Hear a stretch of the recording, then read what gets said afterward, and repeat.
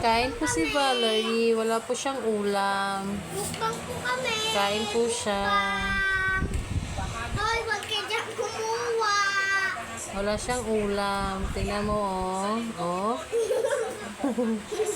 Oh. Galing naman yung baby na yan. Mukbang, guys. Mukbang. Galing naman yan.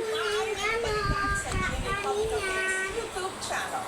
Samantala, meron po ba kayong mga kwentong kakaiba, nakatutuwa, nakamamangha? I-video this ipadala lamang po ang stories and pictures, kalakip ang mga video at litrato sa aming Facebook fanpage.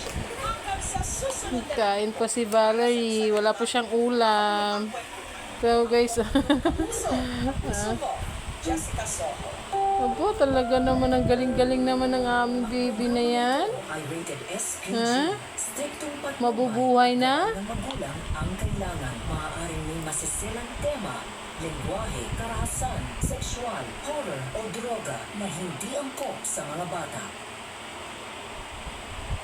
Matakot, nagpakasal sa sarili. Ano ba yun?